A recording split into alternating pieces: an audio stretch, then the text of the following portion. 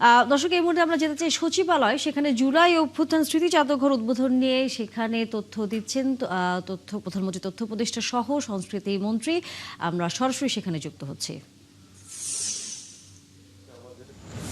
পার্লামেন্টে সেটা আইন তৈরি করা হয়েছে, জাদুঘর অধ্যাদেশ আইন সংশোধন করা হয়েছে, প্রবিধান মালা তৈরি করা হচ্ছে এবং গেজেট আকারে সেটা প্রকাশ করা হচ্ছে।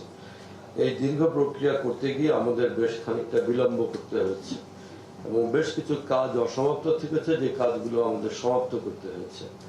এই সমস্ত কিছু করে এসে আমরা 5ই আগস্টটাকে বেছে নিয়েছি জুলাই গণঅভ্যুত্থানের দিন হিসাবে।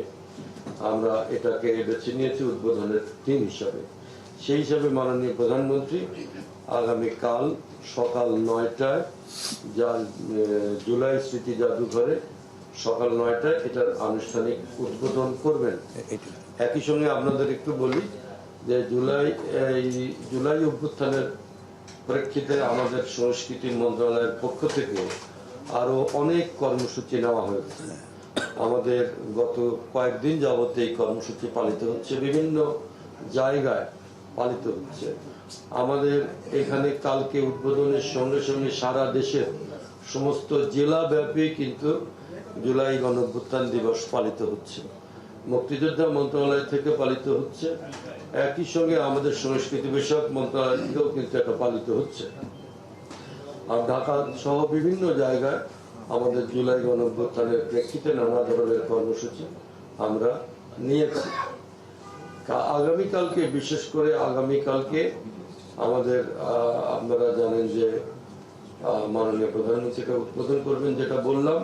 আর বিকেল বেলায় এই উদ্দেশ্যে একটা কনসার্টের আয়োজন করা হয়েছে শরৎদারাদ্রি উদ্যানে।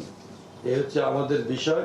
আর অন্যান্য যে সমস্ত বিষয় আছে সেই সমস্ত বিষয়গুলো আপনারা এটা বুঝবেন যে প্রতিষ্ঠানটা চালু হলেই সবকিছু আয়োজন করেই চালু করা যায় না। এটা চালু করার পরে ধীরে ধীরে যে সমস্ত অনুষঙ্গগুলো আমাদের প্রয়োজন হবে সেগুলোকে আমরা পরিপূর্ণ করব বলে আমরা আশা করি।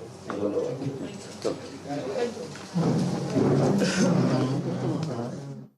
দর্শক, আমরা এখন সরাসরি সচিবালয়ে যুক্ত ছিলাম।